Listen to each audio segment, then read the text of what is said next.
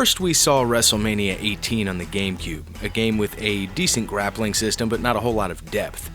Then there was the sequel, WrestleMania 19, where a lot of the previous title's issues had been addressed and improved, but we still lacked a story mode. Day of Reckoning was released next, and this is where the series started to make a serious push to be more like the great WWE titles that were being released over on the PlayStation 2. And then on August 29th of 2005, WWE Day of Reckoning 2 was released on the Nintendo GameCube. Now, all through the late 90s and early 2000s, most WWF and WWE games were named after either pay-per-views or weekly TV shows, but this was not the case with Day of Reckoning. Even games like WWF Attitude that weren't exactly named after a TV show still had a title relevant to the company's image. Day of Reckoning was neither a pay-per-view or a TV show, or any way previously related to the company at all, so I'm not really sure where they got the name from or why they decided to use it twice. But nevertheless, they did use it and it works. This would also be the last WWE game on the GameCube, putting an end to not only the series but the game engine used.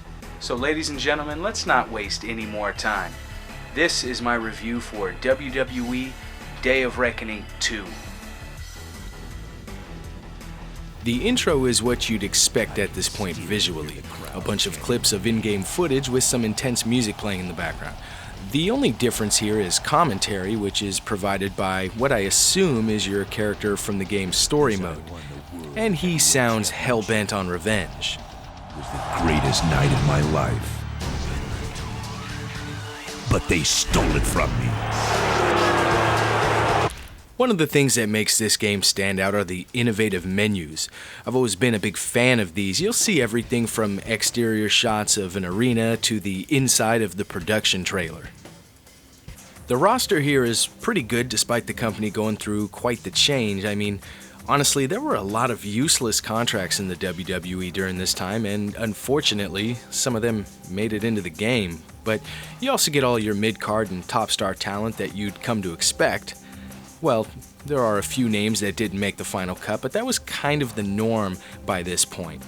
And while there's only 5 legends that made the game, I do have to say I am happy with the selection that they chose.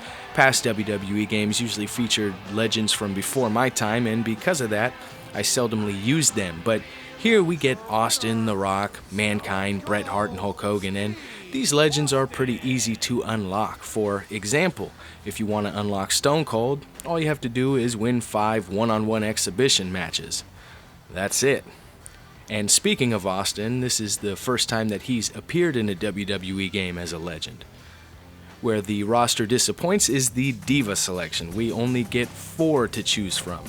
Now, the 4 that they included are all worthy of their spot, but I would have definitely liked to see at least a couple of more here. The arenas are plentiful, 18 in total, including pay-per-views as well as weekly TV shows like Raw and SmackDown. Now, remember when the WWE had unique pay-per-view stages? Well, this game does, and these arenas look really good. In fact, they've revamped the entire graphical engine of the game, which makes for some really impressive entrances. Even the audience has been enhanced to look more realistic. The pyro can still look a little cheap at times and often causes slowdown, but the lighting, camera angles, and animation, they're all pretty much spot on here. You think you know me? The following fatal 4-way tables, ladders, and chairs match. The only way to win this match is to climb the ladder and retrieve the belt. Introducing first, from Toronto, Ontario, Canada, weighing 241 pounds, Edge! The GameCube games have always been the closest thing to the old N64 THQ titles in my opinion. The controls here remain pretty basic. A is your grapple button, tap it for a weak grapple, hold it for a strong grapple. B is the strike button, and the same tap and hold rules apply here as well. Run is Y. X picks up weapons, L and R are your reversal buttons. Pressing Y while initiated in a grapple will Irish whip your opponent, but you can also perform a quick Irish whip by tapping A and Y together. The C stick is used to focus on different opponents. The control pad taunts and specials can be done by pressing A and B together after at least one special move has been obtained. You can also steal your opponent's finisher by performing a strong grapple and then pressing A and B together while holding down the L and R buttons.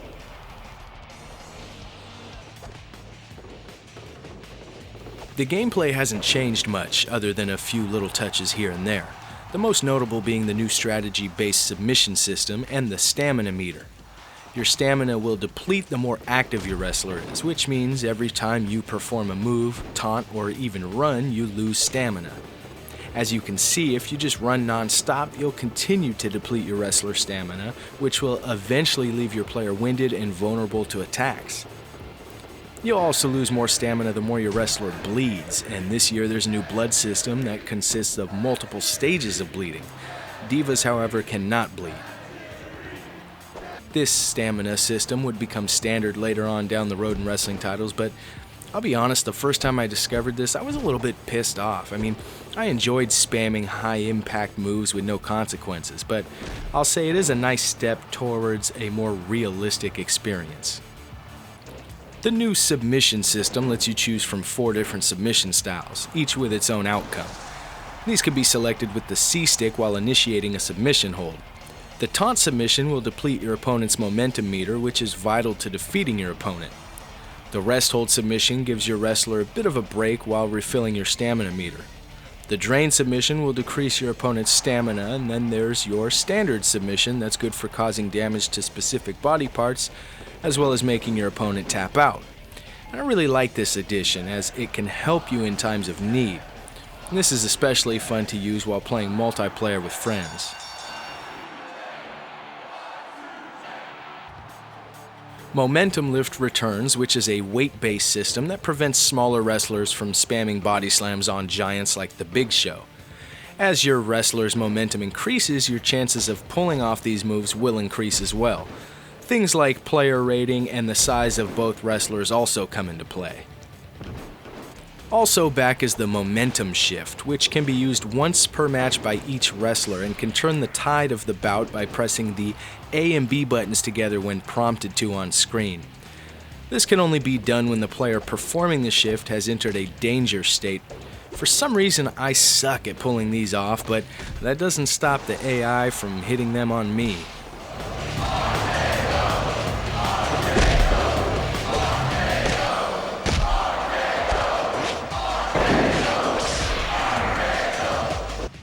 A cool little feature is being able to switch camera angles on the fly.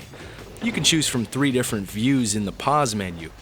Default presents the game like a WWE TV show, while the front option views the match like almost every other wrestling game from the past, displaying the entrance ramp in the background. And the middle angle presents the action from the corner of the ring. And as you can probably tell from the video, I usually use the classic view. I guess I'm just old school. New to the series is the Last Man Standing match. And if you're not familiar with how this match type works, it's kind of like boxing in the sense that the match ends when a wrestler goes down for a 10 count. It's a pretty simple addition to the series, but hey, the more options the better. Along with Last Man Standing, we get everything we've come to expect as far as match types go. And these are pretty much unchanged from the previous installment. And some of my favorites here include TLC, Table Match, the Ladder Match, the Cage Match, and of course Hell in a Cell.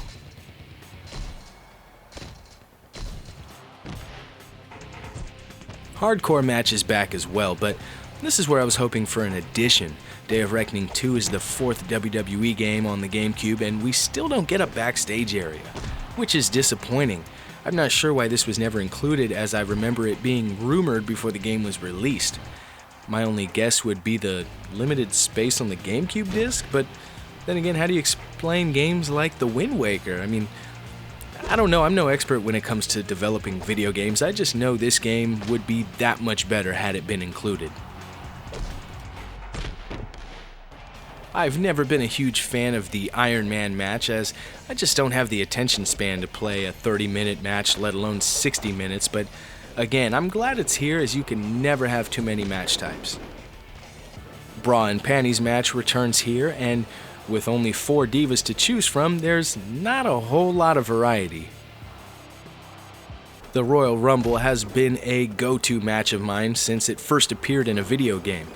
This is fun alone and even better with friends, but with 4 players in the ring it can get a little hectic.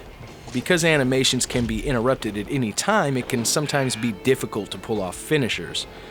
Or your finisher can unexpectedly take out numerous opponents. Needless to say, this can become either frustrating or entertaining depending on what end of it you're on. The game features music by artists such as The Hives, Our Lady Peace, Breaking Point, Alter Bridge, and more. I'm probably a bigger fan of the soundtrack from the last game, as it was a little more diverse, but this one isn't bad by any means. With that being said, I'm still partial to original music during matches like older wrestling titles had. Another new little feature is the end of match evaluation. And this shows details such as crowd excitement, match grade, and even cash earned for the match. And speaking of cash, that can be spent at the Shop Zone. It seems the WWE games on the Gamecube always offered the most unlockable items. There's so much that can be purchased here, from arenas to weapons, as well as moves, entrances, create a wrestler items, and more. And because earning cash comes relatively easy in this game, it's not hard to unlock all the items that you want. There's also a tutorial mode, and to be honest, this is the first time I've ever stepped foot into this feature. It's actually got a little bit more depth than I expected. Here you have to clear tasks one by one as the game prompts different moves for you. Most of my time in a wrestling title is spent in the create mode, so they really need to be good, and in Day of Reckoning 2 they are. The engine for this mode hasn't changed since WrestleMania 19, but it has been expanded quite a bit each and every year. More detailed models, more options for clothing and hair, and more entrance moves. And I can appreciate the fact that, unlike a lot of other titles during this time and after, they didn't make it a habit of removing entrance moves from the GameCube titles. So even though Scott Hall hadn't appeared in a title since WrestleMania 18, his entrance moves can still be found in Day of Reckoning 2.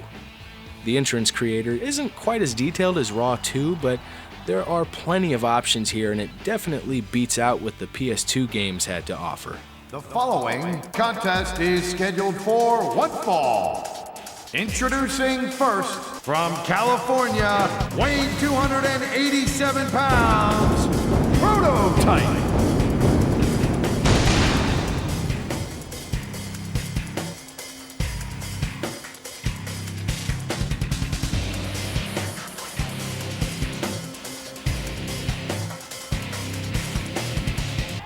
The story mode picks up where the last game left off, though you can't import your wrestler from the first game. You'll have to either recreate the superstar or just make somebody new altogether.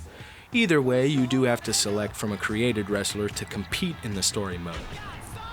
The story mode picks up during a debate about who is actually the world champion.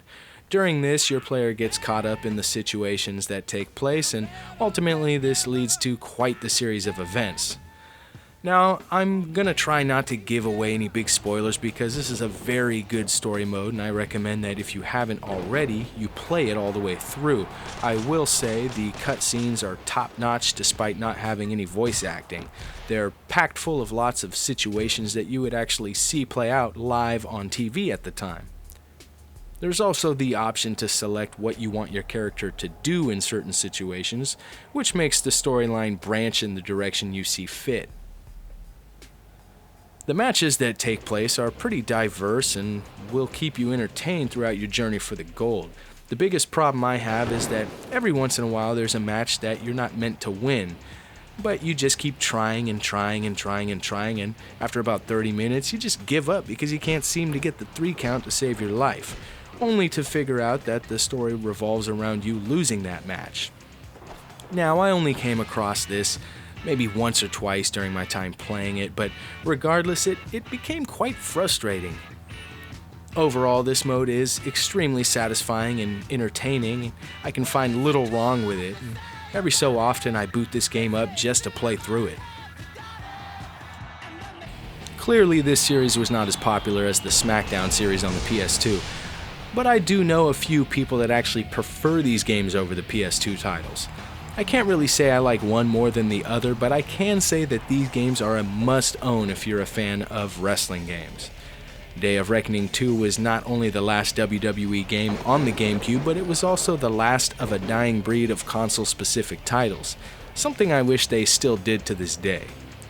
It might be a little harder to find than the SmackDown series, but should still be in heavy rotation, so if you don't have it, go get it. 25 pounds, the Heartbreak Kid, Shawn Michaels. Just a sexy boy.